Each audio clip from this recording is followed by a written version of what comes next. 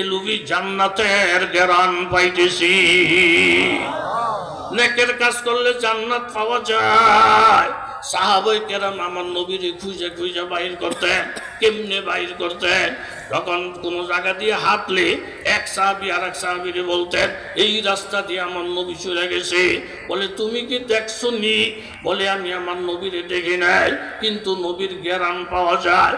কাফের মুশরিকরা পর্যন্ত বলা বলি করে এই রাস্তা দিয়ে মুহাম্মদ গেছে। বলে কেমনে জানো? মুহাম্মদের সাথে দীর্ঘদিন চলছি। মুহাম্মদ যদি কোনো রাস্তা দিয়ে হাইতেও যায়, সেখান থেকে জ্ঞান আসে। নেক কাজের দ্বারা জ্ঞান হয়, আমলের দ্বারা জ্ঞান হয়। হযরত আবু বকর সিদ্দিক রাদিয়াল্লাহু আনহু কোনো রাস্তা দিয়ে হাঁটলে সেই জায়গা থেকে খুঁজবো জ্ঞান বাইর হয়ে যাইত। তাহলে এরকম নেক আমলের দ্বারা জ্ঞান হয়, বদ আমলের দ্বারা গুনাহ শুরু হয়। এই জন্য বাবা বর্তমান জমানাটা জিনা ব্যভিচারের সয়লাভ হয়ে গেছে। এই জিনা ব্যভিচার এত মারাত্মক গুনাহ। মুসলিম শরীফের হাদিস, তিনজন আল্লাহওয়ালা পাহাড়ের কাছ দিয়ে হাইটা যায়। অতি কঠিন বৃষ্টি হওয়ার কারণে তিনজন পাহাড়ের ভিতরে একটা গুহার মধ্যে ঢুকে গেলেন। উপরের দিকে বিশাল বড় একটা পাথর, হাজার হাজার মন ওজন হবে। ওই পাথরটা উপরের দিকে সুইটা গুহার মুখটারে বন্ধ করে দিছে। কয়েক হাজার মানুষে মিল্লা এই বিশাল বড় পাথরটারে সরাইতে পারবে না। গুহার মুখটা যখন বন্ধ করে দিছে, হঠাৎ করে ভিতরটা কবরের মতন হয়ে গেছে। কোনো আলো নাই, কোনো বাতাস নাই। তিনজন মানুষ কান্না আরম্ভ করছেন, আল্লাহ এই তিনজন এখানে মহিলা থাকলে কেউ আমাদেরকে দেখবে না। আমরা চিৎকার দিলেও কোনো মানুষ তার খবর পাবে না। তোমার রহমত ছাড়া কোনো উপায় নাই। তিনজনের মধ্যে দুইজনে দোয়া করলেন, পাথরটা একটু সরে গেল। তৃতীয় জনে দোয়া করলেন, আল্লাহ আমার একজন চাচাতো বোন, আমি চাচাতো বোনকে ভালোবাসি। আমি তারে অনেক দিন প্রস্তাব দিছি, কিন্তু সে রাজি হয় নাই। এক পর্যায়ে সে অভাবী, আমি তাকে 500 দিরহাম দিয়ে বাধ্য করলাম, সে আমার কথায় সাড়া দিবে। 500 দিরহামকে সে গ্রহণ করলো। সময় মোতাবেক চাচাতো বোন যখন কাছে আসে, আমিও তার কাছে গেলাম। কোনো মানুষ নাই, আমাদেরকে বাধা দেওয়ার কেউ নাই, এই জিনের মুহূর্তটা দেখারও কেউ নাই। সফল একটা সময়। আমি চাচাতো বোনের উপরে উঠবো, আমি আমার মনের আশা পূরণ করব। এই টাইমে দেখি আমার চাচাতো বোন ঝার ঝার কইরা চোখের পানি চাইরা গুনগুন গুনগুন করে কাঁদতেছে। জিজ্ঞাসা করলাম, এই সময়টা একটা আনন্দের সময়, প্রেমিক প্রেমিকাদের আনন্দের মুহূর্ত, তুমি কাঁদতেছো কেন? চাচাতো ভাই বোন বললেন, দেখো ভাই, আমার তো একদিন কবরে যাইতে হবে, হাসরের ময়দানে আমাকে উঠতে হবে। ইন্না জাহান্নামা কানাত মিরসাদা লিত্তাগিনা মাআবা। ও যুবক, তুমি তোমার খায়েশকে কন্ট্রোল করো। জাহান্নাম উঠ চাইতে রইছে গুনাহগারদের জন্য। লাবিসিনা ফিহা আহকাবা। কোনো কারণে যদি কোনো গুনাহগার একবার জাহান্নামে চলে যায়, 10 বছরে কোনো মুক্তি নাই, 20 বছরে মুক্তি নাই। হুকবাতুনের জামা আহকাবা, 80 বছরে এক হুকবা। কুল্লা ইয়াউমিন কানা মিকদারুহু 50 আলফা সানা। 50,000 বছরের দুনিয়ার আখিরাতের একদিন। এই জন্য দেখা যায় বাবা, যুগের পরে যুগ জাহান্নামের আগুনে একবার যদি ঢুকে যায়, 10 বছরে জামিন নাই, 20 বছরে জামিন নাই, 100 বছরে জামিন নাই। হুকবাতুনের জামা আকাব লা ইয়াযুকুনা ফিহা বারদা। ওই জাহান্নামের মধ্যে ঠান্ডা পানি নাই, শরবত নাই, ইল্লা হামিমা ওয়া গাসসাকা। আছে শুধু গরম পানি, আছে শুধু ফুজার রক্ত। ইমাম ছাড়া যদি কবরে যাও, আমার আল্লাহ তাআলা ঘোষণা করেন, ফাল্লাযিনা কাফারু কুতিয়াত লাহুম সিয়াবুম মিন নার। ইমান ছাড়া কবরে গেলে ওই কাফেরদের জন্য জাহান্নামে ফালানোর আগে আমার আল্লাহ তাআলা আগুনের একটা পোশাক পরিধান করাবে। আগুনের পোশাকটা যখন পরিধান করাইতে যাবে, এক একটা চিৎকারে পুরা হাসরের ময়দান থরথর করে কাঁপতে থাকবে। ইউসাব্বু মিন ফাওকি রুউসিহিমুল হামিম। আগুনের পোশাকটা পরাইয়া মাথার মধ্যে যখন গরম পানি ডালবে, এই পরিমাণ গরম, ইউসারুবি মাফি বুতুনিহিমুল জুলুদ।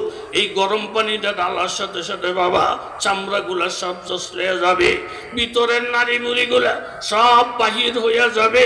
একদিকে এরকম আগুনের পোশাক, দ্বিতীয় দিকে গরম পানি মাথায়, আর তৃতীয় দিকে ওয়ালাহুম মাকামিউ মিন হাদিদ, লোহা দিয়া হাতুড়া বানাইয়া রাখছে আমার আল্লাহ ওই নাফরমানদের শাস্তির জন্য। এই হাতুড়ে দিয়া যখন মাথায় শরীরের মধ্যে আঘাত করবে, এক একটা লাভ মারবে, ইন্নাহা আলাইহিম মুসাদা, লাভ দিয়া কই ভাগবারে পোড়া কফাল, ওই গুনাহগারের হাত এবং পাগুলা বান্ধা হবে ফি আমাদিম মুমাদ্দাদা, লম্বা লম্বা কুটির মধ্যে হাত পাগুলা বান্ধা, পরনের মধ্যে আগুনের পোশাক, মাথার মধ্যে গরম পানি, আবার লোহার হাতুড়া দিয়া একের পর এক যখন ফিটানি দিবে, কুল্লামা আরাদু আইয়াখরুজু মিনহা মিন গাম্মিন উইদু ফিহা, এই গরম পানির এরকম সেকা, আগুনের পোশাক, আবার হাতুড়ার ফিটানি, আবার হাত পাও বান্ধা, এক একটা জোরে জোরে যখন লাভ দিয়ে ফলাইতে যাবে, উইদু ফিহা, টাইনা টাইনা আবার ভিতরে ঢুকাবে। আর ফেরেশতারা বলবে ফাযুকু আযাবাল হারিক, আগুনের শাস্তি আস্বাদন করো। এই জন্য বাবা এখনো রহমতের দরজা খোলা। হযরত ওমর খোলা আকাশের নিচে দিয়ে যায়, ওই দূরে একজন যুবক মদখোর হাতের মধ্যে শরাবের বোতল নিয়ে এক ঢোক মদ খায় আর লাফ মারে। হঠাৎ করে দেখে ওমরকে দেখা যায়, যুবকের কলিজায় পানি নাই। কাছাকাছি যখন আসে হযরত ওমর জিজ্ঞাসা করে, বাবা এইভাবে লাফালাফি করতেছ, তোমার হাতে এটা কি দেখা যায়? বলে, হুজুর হাতের মধ্যে মদের বোতল দেখা যায়, তবে আমি জানি মদ খাওয়া ভালো না, বোতলটা যদিও মদের কিন্তু ভিতরে মদ নাই, ভিতরে হইল দুধ। হযরত ওমর বলেন, মাশাআল্লাহ, দুধ খাওয়া তো কোনো নিষেধ না, তবে বোতলটা দেখে মনটা খারাপ হইছে। তুমি যেহেতু বলতেছ ভিতরে মদ নাই দুধ, তাইলে তো কোনো সমস্যা নাই। যুবক ভিতরে ভিতরে খুশি হয়ে গেছে। একটা মিথ্যা কথা বইলা ওমরের হাত থেকে বাইচে গেছি, যদি বলতাম মদ আছে তাহলে দৌড়া ফিটানি দিত। আমি বলছি বোতলটা মদের কিন্তু ভিতরে মদ নাই, ওমরে থাইমা গেছে। আল্লাহওয়ালাদেরকে বলদ মনে করো না, আলেমদেরকে বেকুফ মনে করো না। ইত্তাকু আন ফিরাসাতিল মুমিন, মুমিনের ফেরাসাত থেকে তোমরা বাঁচা থাকো। ফেরাসাত মানে জ্ঞান, ফেরাসাত মানে বুদ্ধি। ফাইন্নাহু ইয়ানজুরু বিনুরিল্লাহ, তারা আল্লাহর নূর দিয়ে এমন এমন দেখে যেটা তোমরা দেখো না। একটু পরে হযরত ওমর বলেন, বাবা বোতলটা দেখতাছি মদের, আর তুমি বলতেছো ভিতরে বলে দুধ, এটা আমি একটু দেখা লাগবো। কথাটা বলার সাথে সাথে যুবকের কলিজায় পানি নাই, সাথে সাথে আত্মসমর্পণ করছে। ওই মুহূর্তে আল্লাহ গো, এক তো মদ খেয়ে গুনাহ করছি, দ্বিতীয়ত মিথ্যা কথা বলে গুনাহ করছি। ওমরের হাতে যাওয়ার পরে ওমর যখন দেখবে বোতলের মধ্যে মদ আছে, তাহলে আমার কল্লাটা ফালাইয়া দিবে। আয় আল্লাহ, ওমরের থেকে বেশি মায়া তুমি তোমার বন্দারে করো। ওই যুবক আল্লাহর কাছে আত্মসমর্পণ করলেন। সূরাতুত তাহরিম 28 পারা। আসা আল্লাহ তাআলা ডেকে বলেন, আল্লাহর কাছে খালেস তওবা করো। তখন তওবা করছে, আল্লাহ ওমরের হাত থেকে কৌশল করে যদি আমারে বাঁচাইয়া দাও, এই হাতে কোনোদিন মদ নিব না, মুখের মধ্যে মদ দিব না। এই কথা বইলা বোতলটা ওমরের হাতে দিছে, ভিতরে ভিতরে কাঁদতেছেন, আল্লাহর দিকে রুজু হইতেছে, আল্লাহ তুমি আমারে বাঁচাও। হযরত ওমর বোতলটা হাতে নিয়া মদের বোতলটা কইলা নিচের দিকে নজর কইরা দেখে বোতলের ভিতরে দুধ আর দুধ দেখা যায়। সাথে সাথে ওমর যুবকের বুকের মধ্যে জড়াইছে, বাবা আমি ভুল করছি, মাফ করে দাও। আসলে তো তুমি খারাপ মানুষ না, তুমি তো দুধ খাও, দুধ তো নবী খেয়েছি, আমরাও খাই। যুবক ডাক দিয়ে বলেন, হুজুর আমার আল্লাহ যে এত দয়ালু আমি কোনোদিন জানি না। আমার মতো একজন মদখোর মদের বোতল হাতে নিয়া মুখের মধ্যে মদের গন্ধ লইয়া আমার আল্লাহরে ডাক দিছি। আমার মতো গুনাহগারেরও তো আল্লাহ লাথি মেরা ফালাইয়া দেয় নাই। বাবা আল্লামা মুফতি দেলোয়ারের মতো লোকের হাতে বয়াত হইয়া 2 রাকাত নফল নামাজ পড়া আল্লাহর কাছে হাত উঠাইলে আমার গফুরুর রহিম কোনদিন আমাকে খালিয়াতে ফিরাইয়া দিবে না। আল্লাহ উসিলায় আমাকে আল্লাহ খালিয়াতে ফিরাইয়া দিবে না। জোরে বলেন ঠিক কিনা? জুনায়েদ বাগদাদী রহমতুল্লাহ আলাইহি খাদেমের সঙ্গে নিয়ে সফরে দুইজন আরেকজন লোক খুঁজতেছেন জামাতের জন্য। খাদেমরে বললেন, দেখো বাবা খাদেম, আরেকজন মুসল্লি পাওয়া যায় কিনা? বলে, হুজুর একজন মুসল্লি পাইছি, উনি পাহাড়ের চূড়ার মধ্যে লাকড়ি কাটতেছে দেখা যায়। বলে, ওনাকে সালাম জানাব, জামাতের সাথে নামাজের আহ্বান করো। জুনায়েদ বাগদাদীর খাদেম গিয়ে বলেন, বাবা কাঠুরিয়া, নিচে জুনায়েদ বাগদাদী হুজুর আছে, জামাতের ইন্তজার চলছে, চলেন জামাতে শরীক হয়ে যায়। সাথে সাথে কাঠুরিয়া উড়ালদারে পিছনের দিকে ফালাইয়া একটা মুহূর্ত বিলম্ব না কইরা দৌড় দিয়ে নিচে আসেন। আইসা বলেন, আপনি কি জুনায়েদ বাগদাদী? বলে, হা। জামাতে নামাজ পড়বেন? বলে, হা। হুজুর দাঁড়িয়ে যান, আমরা গরিব মানুষ, কাজ করি, ভাত খাই, আমাদের সময় অনেক গণা সময়, হিসাবের সময়, দাঁড়িয়ে যান, জামাত শুরু করে দেন। জুনায়েদ বাগদাদী অবাক হয়ে গেলেন, লোকটা ইস্তেনজাও করলো না, লোকটা ওযুও করলো না, আগেই বলতেছেন জামাত দাঁড়িয়ে যাও। খাদেম, তুমি বলদের কই থেকে ধরে আনছ? জুনায়েদ বাগদাদী বলেন, বাবা নামাজ পড়া যেমন ফরজ, নামাজের জন্য ওযু করাও ফরজ, তাড়াতাড়ি করে ওযু করে আসেন। জুনায়েদ বাগদাদীর কথাটা শুই না কাঠুরিয়াটাকে বলেন, হুজুর মুসলমান ওযু ছাড়া থাকে, এই কথাটা শুই না আমার মাথা ব্যথা আরম্ভ হয়ে গেছে। হাল্লা যায় মোমেন কি নই শান নই আর গুফতার মে রফতার মে আল্লাহ কি বরাহাত কাহারি ও গাফারি ও কুদ্দুসি ওয়া জাবরুত ये चारा अनासर हो तो बनता ही मुसलमान। জুনায়েদ বাগদাদী অবাক হয়ে গেলেন, যেই লোকটা সব সময় ওযুর হালতে থাকে, লোকটা মুমিন। হাদিসের মধ্যে আছে, ওযু হইল মুমিনের হাতিয়ার। আপনার সঙ্গে একটা পিস্তল থাকলে চোর ডাকাত আপনার কাছে আসবে না, আপনার হাতে একটা লাঠি থাকলে শিয়াল কুকুর আপনার আক্রমণ করতে আসবে না।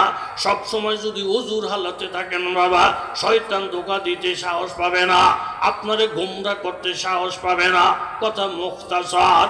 জুনায়েদ বাগদাদী ভাবলেন, যেই লোকটা সবসময় ওযুর হালতে থাকে, এই লোকটা তো খালেস লোক, যদিও বড় আলেম না, যদিও কাঠুরিয়া। ও খাদেম, তুই চুপ থাক, আমি তার কলবটারে পরীক্ষা করে দেখি। জোরে কান সুবহানাল্লাহ। এই কলব পরীক্ষা করার যন্ত্র আল্লাহওয়ালাদের কাছে, আল্লাহওয়ালাদের কাছে জোরে বলেন আছে না নাই?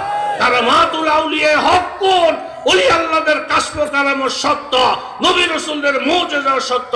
যারা নবীর মুজিজা মানে না, ওলি আল্লাহদের কাশফ কারামত মানে না, সাহাবায়ে কেরামের কাশফ কারামত মানে না, তারা আহলে সুন্নাতুল জামাতের অন্তর্ভুক্ত না। কথা জোরে বলেন ঠিক কি না? আল্লাহর ওলি যখন মুরাকাবা করলেন, কাঠুরিয়ার দিলের হালাত চাওয়ার চেষ্টা করলেন, মুরাকাবা করে দেখে ওনার কলবটার মধ্যে আল্লাহর মারিফতের নূর আর নূর দেখা যায়। সুবহানাল্লাহ। খাদেম রেখে বলেন, খাদেম রে বাবা, লোকটা যদিও বড় আলেম না, লোকটার যদিও ডাক দোল নাই, কিন্তু এলেম আমলের দ্বারা উনি অনেক দামি। আমার দিল সাক্ষী দেয়, আজকের নামাজের ইমামতি জুনায়েদ বাগদাদী করবে না, কাঠুরিয়া করবে। আজকে আমার নামাজের ইমাম হবে কাঠুরিয়া।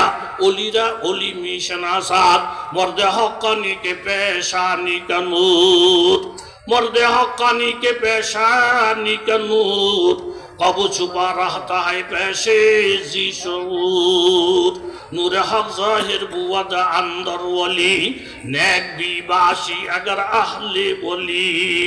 एक अल्लाह जिले, এক ব্যবসায়ী আর এক ব্যবসায়ীর চিনি, এক রাজনীতিবিদ নেতা আর এক রাজনীতিবিদ নেতার চিনি।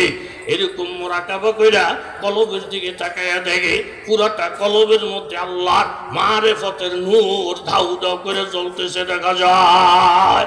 বাবা কাঠুরিয়া, আজকে আপনি আমাদের ইমাম বানাইলেন কাঠুরিয়াকে।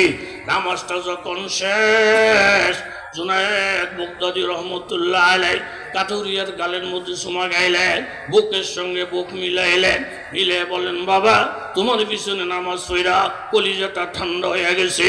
আজকের নামাজ দিলের ভিতরে ইতমিনান তৈরি হয়ে গেছে। তোমার কাছে একটা জিনিস জানতে চাই, বাবা সিজদার মধ্যে যখন গেছ, কোনো সিজদার থেকে মাথা আগে, কোনো সময় সিজদার থেকে একটু বিলম্ব করার কারণ কি? বলে হুজুর আফু মা আফাল্লাহ, গোপন জিনিস গোপন থাকা ভালো। এটা আমার দিলের সাথে বাইনাহু বাইনাল্লাহ, আমার বাইনি ও বাইনাল্লাহ, আমার মধ্যে আল্লাহর মধ্যে প্রেমের খেলা, মারিফতের খেলা।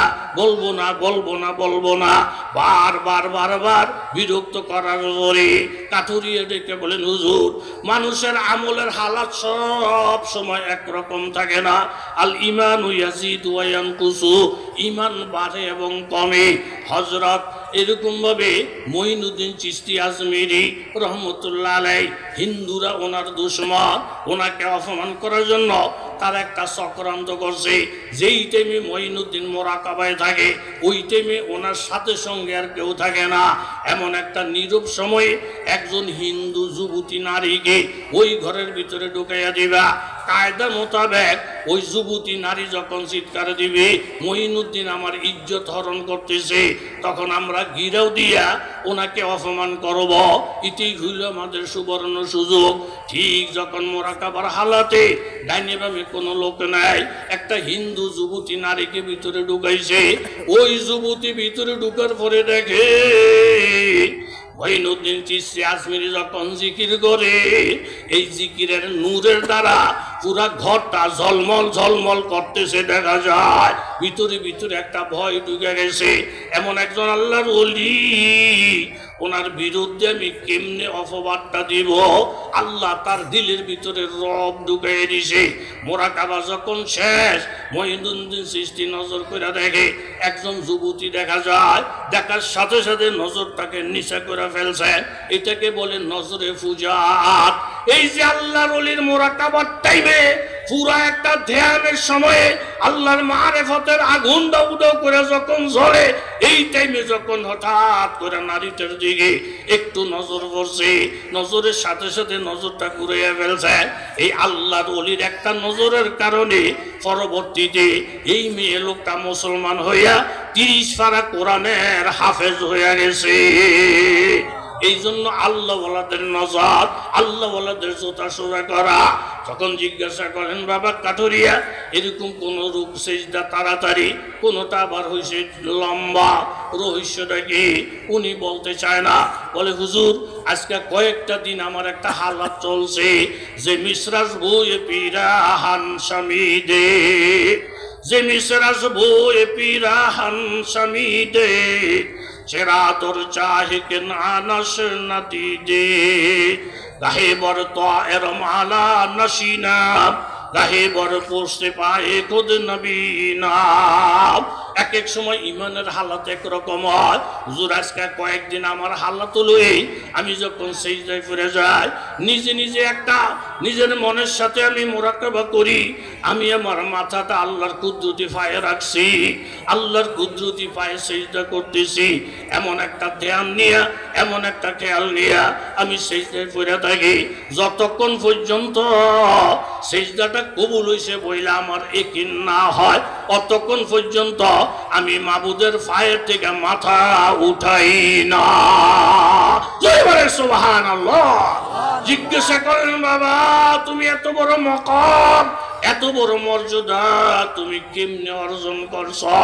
তখন তিনি বলেন আল্লাহ তাআলা কোরআনে বলছেন ইয়া আইয়ুহাল্লাযীনা আমানুত্তাকুল্লাহ, ও ইমানদার বান্দা বান্দীরা শোনো, তোমরা আল্লাহরে ভয় করে চলো। আল্লাহর ভয়ের অর্থ হইল বেতরকিল মাসি, গুনার কাজ ছেড়ে দাও, গুনাহ মুক্ত জীবন যাপন করো। এখন বন্দায় কথা শুয়ে গেছে আল্লাহ গুনাহ ছাড়া কেমনে জীবন কাটাবো, গুনাহ ছাড়া কেমনে আমি এত বড় নেককার হব, এত বড় আল্লাহওয়ালা হওয়ার শুরুটা কি? তখন আল্লাহ বলে দিছেন গুনাহ মুক্ত হইয়া তাকওয়া ভিতরে নিয়ে যদি জীবন কাটাইতে চাও, ওয়াকুনু মাস সাদিকিন, যেই কোন একজন আল্লাহওয়ালার সঙ্গী হয়ে যাও। আল্লাহওয়ালার সঙ্গী হইলে লাভটা এমন হবে, ধানের সাথে সিটা মিল্লা গেলে এই সিটা যেমন ধানের দামে বিক্রি হয়ে যায়, আবার চিনির মধ্যে লবণ ঢুকলে ওই লবণটা যেমন চিনির দামে বিক্রি হয়ে যায়, কোনো গুনাহগার বান্দা যদি আল্লাহওয়ালা বান্দার সাথে মিশা যায়, আল্লাহওয়ালার সঙ্গে হয়ে যায়, আল্লাহওয়ালার বরকতে ওই গুনাহগারকেও আমার আল্লাহ আল্লাহওয়ালা বানায়া দেয়। জোরে বলেন ঠিক কিনা? তখন বললেন, হুজুর আমি একজন আল্লাহর ওলির মুরিদ, আল্লাহওয়ালার খেদমত করি, আল্লাহওয়ালার ওজিফা মাইনা মাইনা চলি, আমি অনেক বড় আলেম না, এই আল্লাহওয়ালার জুতা সোজা করার বরকতে আমি একজন কাঠুরিয়া, আমি একজন রিক্সা চালক, আমি একজন ইউনিভার্সিটির প্রফেসর, আমি একজন শিল্পপতি। এরকম বাংলাদেশে লক্ষ লক্ষ শিল্পপতি আছে, লক্ষ লক্ষ ইংরেজি শিক্ষিত লোকেরা আছে। আলেমদের সাথে সম্পর্ক করার কারণে বোঝা যায় না তারা যে জেনারেল শিক্ষিত, দেখলে মনে হয় এরাও একজন বড় বড় আলেম। জোরে বলেন ঠিক কিনা? আল্লামা মুফতি দেলওয়ার মুত্তাজিল্লাহুল আলীর হাতে বয়াত হওয়া, আমার জানা মতে এই দেশে হাজার হাজার জেনারেল শিক্ষিত, তাদেরকে দেখলে আপনি বুঝবেন না এই লোকটা যে একজন শিল্পপতি, এই লোকটা যে ইউনিভার্সিটির প্রফেসর, এই লোকটা যে 3 বাহিনীর প্রধান, আপনি বুঝতেও পারবেন না। এই মণিমুক্ত আল্লামা দেলওয়ারের হাত ধইরা এরকম বহুত লোহা স্বর্ণ হয়ে গেছে। কথা বলে ঠিক কিনা? এই জন্য দোস্তার সামনে আর বাড়তে পারলাম না, সময় কম। হযরত ইউসুফ আলাইহিস সালাম সামনে, জুলাইখা পিছে বলতেছে, হুজুর এই কারা? ইউসুফ আলাইহিস সালাম চুপ। শাহিদা শাহিদুম মিন আহলিয়া ইন কানা কামিসুহু কুদ্দা মিন কুবুলিন ফাসাদাকাত ওয়া হুয়া মিনাস সাদিকিন ওয়া ইন কানাত কামিসুহু কুদ্দা মিন দুবুরিন ফাকাযাবাত ওয়া হুয়া মিনাস সাদিকিন। একজন ছোট্ট বাচ্চা হক কথা বলার জন্য দাঁড়িয়ে গেছে। এই দেশের বুইরা মানুষ যদি আলেমদের হককে না যায়, যুবকদেরকে দাঁড়া করে দিবে। জোরে বলেন কে? আল্লাহ। এবং বর্তমান যুবকেরা সোচ্চার। এই যে বিশাল বড় প্যান্ডেল, একটা মানুষ দাঁড়ানোর জায়গা নাই। হিসাব করে দেখেন, বেশিরভাগ এই মজলিসি যুবক, আগের যুবকেরা স্কুল কলেজের মাঠের মধ্যে 3 দিন 4 দিনের গানের আয়োজন করত, আর বাংলাদেশের যুবকেরা এক একটা স্কুল কলেজের মাঠে যুবকদের দায়িত্বে 3 দিন 5 দিনের তাফসীর মাহফিলের আয়োজন করে। যেই দেশের যুবকেরা ইসলামের দিকে ধাবিত, এই দেশে ইসলামের দমায় রাখার ক্ষমতা, আল্লাহর রহমত কারো থাকবে না। কথা জোরে বলেন ঠিক কিনা? আল্লাহ নারায়ে তাকবীর। শেষ পর্যন্ত ইউসুফ আলাইহিস সালাম জেলখানার উসিলায়, মিথ্যা মামলার উসিলায় মিশরের বাদশাহীর মুকুট ওনার মাথায় পরাইছেন। জোরে বলেন কে? আল্লাহ। এই জন্য যে আয়াত পড়ছি, নবীর কথা মানবো, ইজ্জতওয়ালা হব, নবীর কথা অমান্য করব, টিটকারি মস্কারি করব, মুরতাদের খাতায় নাম উঠবে, যারে কতল করে দেওয়া শরীয়তের দৃষ্টিতে ওয়াজিব। কথা বলেন ঠিক কিনা? আল্লামা মামুনুল হক দামাত বারাকাতুহুম, আল্লামা মধুপুরের পিসা হুজুর, যার ব্যাপারে বলা হয় খানকার মধ্যে ফির, রাজপথের মধ্যে বীর। কথা বলেন ঠিক কিনা? এই রাজপথের বীর আল্লামা মামুনুল হক মধুপুরের ফিসা হুজুর সহ অনেক বড় বড় উলামায়ে কেরাম এবং ধর্ম উপদেষ্টা আজম খালেদ দামাত বারাকাতুহুম, উনিও সুযোগ মতন জায়গা মতো হাজির হয়ে যাবেন। আর হাজির হওয়ার কারণ হলো আল্লামা মুফতি দেলওয়ার সাহেবকে আল্লাহ তাআলা এমন একটা মকাম দান করছেন, উনি যাকে বলেন, যাকে হুকুম দেন, যাকে ইশারা করেন, সব বান্দোইনের জমিন আইসা জমিনকে উর্বর করে ফেলবে। কথা বলেন ঠিক কিনা? আল্লাহ আল্লাহ। মুফতি সাহেব হুজুরের কাছে ইনশাআল্লাহ আপনারা মুরিদ হইবেন তো, যারা হন নাই, নিয়ত আছে না ইনশাআল্লাহ? আমি আর সামনে বাড়লাম না, তাহলে আমাদের আগামী দিনের কর্মসূচি হইল সাতপন্থী লোক যেন কোনো মসজিদে ঢুকতে না পারে। এই ব্যাপারে আমাদের যা করণীয় আমরা করব। কারা কারা রাজি? হাত তুলা দেখা। আর এখন আলেমদেরকে মাইনাস করে চলার আর সুযোগ নাই। আপনি দেশ কে চালাবে সেটা আমাদের দেখার বিষয় না, কে বিএনপি চালাবে না কে চালাবে, যেই আগামীতে দেশ চালাইতে আসবে আলেমদেরকে মাইনাস করে এই দেশ পরিচালনা করতে কেউ পারবে না। জোরে বলেন ঠিক কিনা? আল্লাহ আমাদের সকলকে তৌফিক দান করেন, আমিন। ওয়া আখির দাওয়ানা।